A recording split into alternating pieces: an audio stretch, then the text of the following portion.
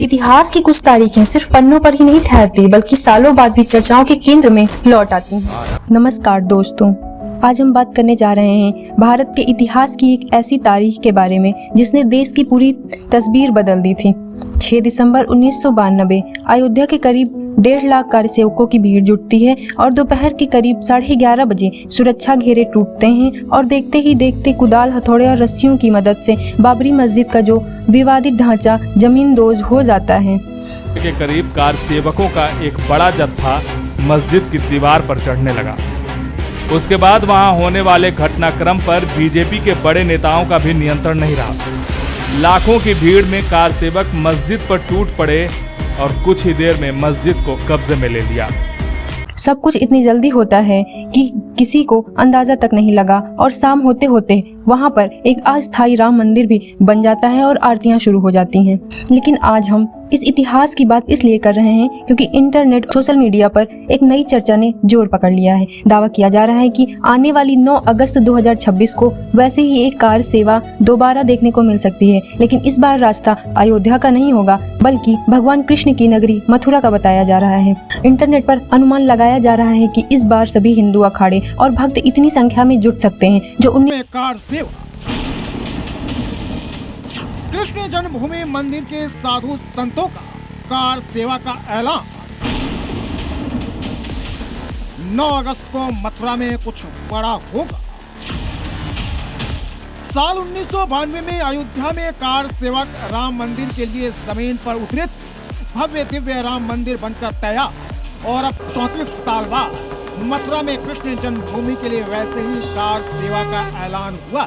1992 के मुकाबले कई गुना ज्यादा होगी। आशंका तो यहाँ तक की है कि पूरी मथुरा में सिर्फ भक्तों का सैलाब नजर आ सकता है। अब सवाल तो यह उठता है कि क्या 1992 और आज के माहौल में कोई फर्क है? जवाब है हाँ, बहुत बड़ा फर्क है। 1992 की कार सेवा के दौरान कार सेवकों पर गोलियां चलाई गई थी। कानून व्यवस्था की स्थिति बिल्कुल अलग थी। लेकिन आज उत्तर प्रदेश में योगी आदित्यनाथ की सरकार है। खुद मुख्यमंत्री योगी आदित्यनाथ ने कई बार कई मौकों पर मथुरा को लेकर अपनी प्रतिबद्धता जता चुके हैं। हम थोड़ा ठीक ढंग से जागरूक हो जाएं तो हम यदुवंश कुलभूषण भगवान श्री कृष्ण की जन्मभूमि की तरफ भी बढ़े। सोचता था कि वृंदावन और मथुरा में भी द्वापर युग का स्मरण होता हुआ दिखाई देगा। राम जन्मभूमि मुक्ति के आंदोलन की तर्ज पर ही श्री कृष्ण जन्मभूमि की मुक्ति का भी अभियान चलना चाहिए। यही वजह है कि बहुत से लोगों का ऐसा मानना है कि कानून व्यवस्था और सुरक्षा के लिहाज से जो कुछ भी होना है वो योगी सरकार के रहते ही हो जाए तो बेहतर है, ताकि सुरक्षा और शांति बनी रहे। हालांकि हमें यह भी समझना होगा कि मथुरा का यह पूरा मामला वर्तमान में देश की अदालतों में चल रहा है, जहाँ एक तरफ कानूनी तौर पर सर्वे और साक्ष्यों के जरिए सच सामने लाने की प्रक्रिया जारी है, वहीं दूसरी तरफ आम भक्तों की भावनाओं और इंटरनेट पर चल रहे ये दावे इस माहौल को और गहरा बना रहे हैं। संतों का कार सेवा का ऐलान। स्थान को मांगने नहीं जाएंगे। अब आज हम वही दोहराएंगे जो राम मंदिर के लिए हमने किया था। यदि कार सेवा हो और जनता ही उस मस्जिद को हटा दे। कृष्ण जन्मभूमि की बारी है और मुझे पूरा उम्मीद है कि कृष्ण जन्मभूमि के भी यह होगा।